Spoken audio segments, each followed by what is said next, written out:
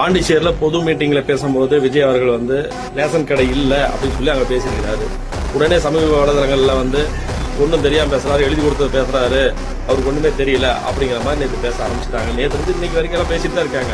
ஆனா உண்மையிலேயே அவர் சொன்னதா உண்மை. பாண்டிச்சேரியில வந்து ரேஷன் கடை கிடையாது.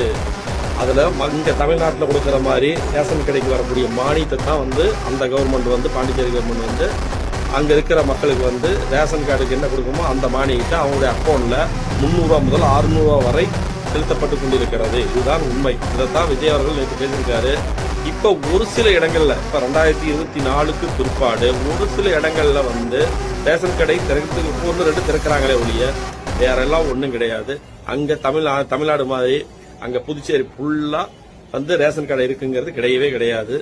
அதனால விஜய் அவர்கள் பேசுனது வந்து கண்டிப்பா சரியா தான் பேசியிருக்காரு. எந்த ஒரு தவறாவும் பேசல. இதுதான் உண்மை. அதே போல இங்க எப்படி 1000 ரூபாய் தராங்களோ மகளிருக்கு, அதே மாதிரி அங்க 2500 ரூபாய் தந்துட்டு இருக்காங்க. இதை வந்து விஜய் தெரியாம பேசல, எழுதி கொடுக்கறத தெரியாம படிச்சுட்டாரு, அவருக்கு ஒன்றும் தெரியல அப்படிங்கறதெல்லாம் கண்டிப்பா இது வந்து ஒரு பேரை கெடுக்கிறதுக்காக பேசக்கூடிய வார்த்தை தான்.